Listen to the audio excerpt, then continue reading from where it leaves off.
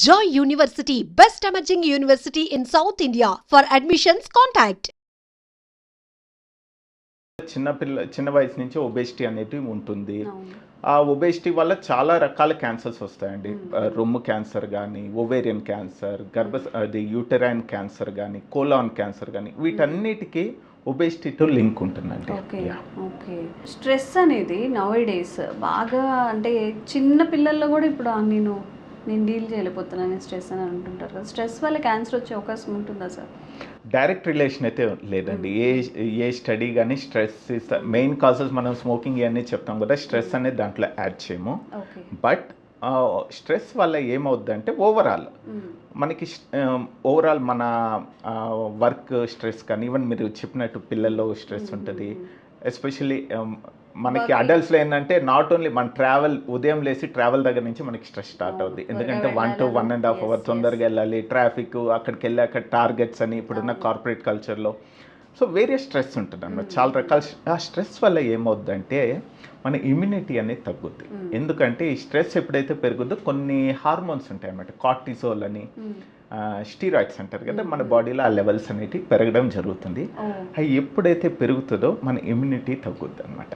Not only cancer కాదు, వాళ్ళు more prone to develop infections. ఎప్పుడైతే మనకి ఇమ్యూనిటీ తగ్గుద్దో ఇన్ఫెక్షన్స్ వస్తుంది, క్యాన్సర్ కూడా రావడానికి వన్ ఆఫ్ అంటే డైరెక్ట్ రీజన్ అయితే కాదు, ఎక్కడైతే ప్రూవ్ కాలేదు, but it's a risk factor, one of the. ఎప్పుడైతే, ఎందుకంటే మన ఇమ్యూనిటీ అనేది బాగుండాలండి. ఎందుకంటే చాలా ఈ క్యాన్సర్ అనేది డెఫినెట్గా ఈ డిఎన్ఏ డ్యామేజ్ వల్ల జరుగుతుంది, జెనెటిక్ మ్యూటేషన్ అంటారు.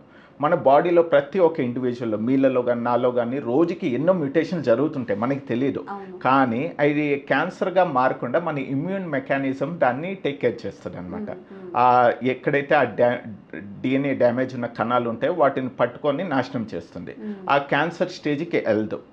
ఎప్పుడైతే ఈ వేరియస్ ఇండైరెక్ట్ ఫ్యాక్టర్స్ వల్ల ఇమ్యూనిటీ తగ్గుద్దో ఆబ్వియస్లీ ఆ మెకానిజం అనేది వాళ్ళ రిస్క్ అనేది ఎక్కువ ఉంటుంది.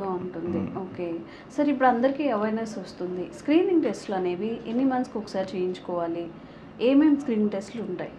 చాలా మంచి క్వశ్చన్ అండి. మనం డివైడ్ చేద్దాం ఆడవాళ్ళు మగవాళ్ళు అన్నట్టు. ఎందుకంటే ఆడవాళ్ళలో చెప్పాను కదా, కామన్ క్యాన్సర్స్ అనేది రొమ్ము క్యాన్సర్, సర్వైకల్ క్యాన్సర్. రొమ్ము క్యాన్సర్కి 40 సంవత్సరాలు దాటాక కనీసం 2-3 సంవత్సరాలకి మ్యామోగ్రామ్ అని సింపుల్ ఎక్స్రే ఉంటుంది, రొమ్ముకి ఎక్స్రే చేస్తారు. దానివల్ల రేడియేషన్ డోసేజ్ కూడా చాలా తక్కువ ఉంటుంది. అదేమి అందరికి చాలా భయం అనమాట, రేడియేషన్ డోస్ చాలా తక్కువ ఉంటుంది. దానివల్ల ఏంటంటే చాలా ఎర్లీగా డిటెక్ట్ చేయవచ్చు మనం. చాలా చిన్న, ఈవెన్ చేతికి కూడా తగలనంత చిన్న సైజుది కూడా అది పట్టేస్తుంది అనమాట. దానివల్ల ఏంటంటే చాలా ఈజీగా మనం ట్రీట్మెంట్ కూడా జరుగుద్ది, క్యూర్ రేట్ ఆల్మోస్ట్ 100% ఉంటుంది. సర్వైకల్ క్యాన్సర్ వచ్చినట్లయితే దానికి మనం ప్యాప్స్మియర్ టెస్ట్ అనేది ఉంటుందండి. 25 సంవత్సరాలు అంటే ఎవరికైతే మ్యారేజ్ అయ్యి సెక్షువల్గా యాక్టివ్గా ఉండి 25 years దాటాక 3 yearsకి ఒకసారి సింపుల్ టెస్ట్, 5 minutes టెస్ట్, అది అవుట్ పేషెంట్ టెస్ట్. అది నొప్పి ఉండే టెస్ట్ కూడా కాదు. దాంట్లో ఏంటంటే ఈ నార్మల్ కణాలకి క్యాన్సర్కి మధ్యలో ఒక స్టేజ్ ఉంటుంది అనమాట, ప్రీ మ్యాలిగ్నెంట్ స్టేజ్ అంటారు. ఆ స్టేజ్లోనే మనం డిటెక్ట్ చేసినట్లయితే సింపుల్ ప్రొసీజర్స్తో దాన్ని మనము క్యూర్ చేయడానికి, అంటే క్యాన్సర్గా మారకుండా ముందే మనము దాన్ని క్యూర్ చేసుకోవచ్చు, డిటెక్ట్ చేసుకోవచ్చు. సో ఆడవాళ్ళలో చూసుకుంటే ఈ రెండు, మ్యామోగ్రామ్ ఒకటి, ప్యాప్స్మియర్ ఒకటి. మగవాళ్ళలో చూసుకుంటే most common obviously head and neck cancers అంటారు. నోట్లో ఎక్కడన్నా రెగ్యులర్ డాక్టర్ దగ్గరికి వెళ్ళి కనీసం ఎస్పెషల్లీ ఎవరైతే టొబాకో హ్యాబిట్ ఉంటుందో, గుట్కా కానీ స్మోకింగ్ కానీ, వాళ్ళు రెగ్యులర్గా వెళ్ళి ఎగ్జామిన్ చేసుకోవాలండి. ఓరల్ క్యావిటీ అదే మానేస్తేనే బెటర్, 100% వాళ్ళు మానేయాలి. బట్ వాళ్ళు రెగ్యులర్గా చేయడము, చెస్ట్ ఎక్స్రే కనీసం ఒక ఏజ్ దాటాక, ఎస్పెషల్లీ స్మోకింగ్ హ్యాబిట్ ఉండేవాళ్ళు రెగ్యులర్గా. అదృష్టవశాత్తు ఏంటంటే most of the master health checkups, ఎందుకంటే ఇప్పుడున్న అవేర్నెస్ బాగా పెరిగింది, ఎస్పెషల్లీ అర్బన్ సెటప్లో, ఇంకా రూరల్లో లేదు. కానీ వాళ్ళు దీనికే కాదు, అన్ని కార్డియాక్ డిసీజెస్ కానీ డయాబెటీస్ కానీ అన్నిటికి కలిపి చేస్తారు. దాంట్లో మోస్ట్ ఆఫ్ ది టెస్ట్లలో ఇవి కూడా కవర్ అవుతాయి. వాళ్ళు పిఎస్ఐ టెస్ట్ అని ప్రాస్టేట్ క్యాన్సర్కి టెస్ట్ చేస్తారు మగవాళ్ళలో. ఆడవాళ్ళలో మెమోగ్రామ్ ఉంటుంది, ప్యాప్స్మియర్ ఉంటుంది. ఆల్మోస్ట్ కాంప్రహెన్సివ్గా మోరాలెస్ మనకి కామన్ క్యాన్సర్స్ అన్ని దాంట్లో కవర్ అయిపోతాయి. Okay okay. అండ్ సార్ కొన్ని స్పెషల్ కేసెస్ ఉంటాయి, ఇఫ్ షుగర్ పేషెంట్స్లో కానివ్వండి, ప్రెగ్నెన్సీ ఉమెన్లో కానివ్వండి, ఒకవేళ క్యాన్సర్ డిటెక్ట్ చేస్తే వాళ్ళకి ఎలాంటి ట్రీట్మెంట్స్ ఉంటాయి?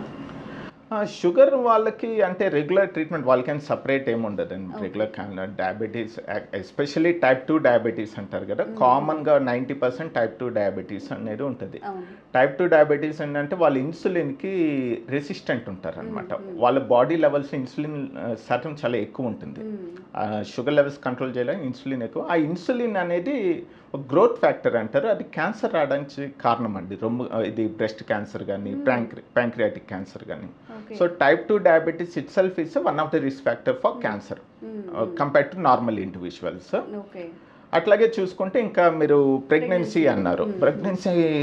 ప్రెగ్నెంట్ కండిషన్లో క్యాన్సర్ అనేది చాలా ఛాలెంజింగ్ ఉంటుందండి. ఈవెన్ ఆఫ్ కోర్స్ పేషెంట్కి చాలా స్ట్రెస్, వాళ్ళ ఫ్యామిలీ మెంబర్స్కి. ప్రెగ్నెన్సీ అంటేనే young women obviously we're dealing with someone who is in 20s and 30s. But మనకి రెగ్యులర్గానే మేము డిటెక్ట్ చేస్తుంటాము.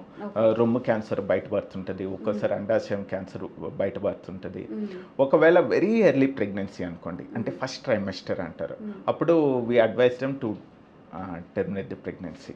ఎందుకంటే మదర్ని మనం సేవ్ చేసుకోవాలి కదా, we can't wait for 9 months. ఎందుకంటే మనం ఏ ట్రీట్మెంట్ చేసినా కూడా ఫీటస్ మీద ఎఫెక్ట్ ఉంటుంది. మనం రేడియేషన్ ట్రీట్మెంట్ ఇవ్వలేము, కీమోథెరపీ అనేది రూల్డ్ అవుట్, చాలా వరకు డ్రగ్స్ ఇవ్వలేము, సర్జరీ కూడా ఆలోచించుకోవాలి. ఒక్కోసారి ఓన్లీ స్మాల్ సర్జరీ అయితే మనం సపోజ్ బ్రెస్ట్ వెరీ చాలా చిన్నది ఉంది తీసేస్తాం అనమాట, అదేం ప్రాబ్లం లేదు. అట్లయితే మనం వీల్ గో హెడ్. లేదు ఆ పేషెంట్ కంపల్సరీ కీమోథెరపీ కానీ రేడియేషన్ కానీ పడుద్ది అంటే ఒకవేళ ఎర్లీ ప్రెగ్నెన్సీ ఉంటే మనము టర్మినేట్ చేస్తామండి. కొంచెం లేట్ ప్రెగ్నెన్సీ ఉంటే మనం ఓకే కంటిన్యూ అయ్యే వరకు. కొన్ని రకాల క్యాన్సర్ చాలా స్లోగా గ్రో అవుతాయి అన్నమాట, అంత ఫాస్ట్ అగ్రెసివ్గా ఉండదు. వాళ్ళలో మనం వెయిట్ చేయొచ్చు. లేదు కొన్ని క్యాన్సర్ చాలా అగ్రెసివ్గా ఉంటుంది, ఎస్పెషల్లీ రొమ్ము క్యాన్సర్, ఇన్ఫ్లమేటరీ బ్రెస్ట్ క్యాన్సర్ అని ఒక రకం ఉంటుంది, చాలా ఫాస్ట్ గ్రో అయిపోద్ది. అప్పుడైతే మనం ప్రెగ్నెన్సీ టర్మినేట్ చేయాల్సి. సో ఎందుకంటే మనం మదర్ని కాపాడుకోవాలి కదా, సో అది కొంచెం ఛాలెంజింగ్గా ఉంటుందండి. అండ్ లాస్ట్గా ఒక అందరికీ అవేర్నెస్ వస్తుంది సార్, బట్ ఇంకా రావాల్సి ఉంది. ఫుడ్ కానీ ఫుడ్ హ్యాబిట్స్ కానీ మనం యూస్ చేసే డిషెస్ కానీ అవి కానీ ఎలాంటి జాగ్రత్తలు తీసుకోవాలి, వాటి వల్ల క్యాన్సర్ వచ్చే అవకాశం ఏమైనా ఉంటుందా?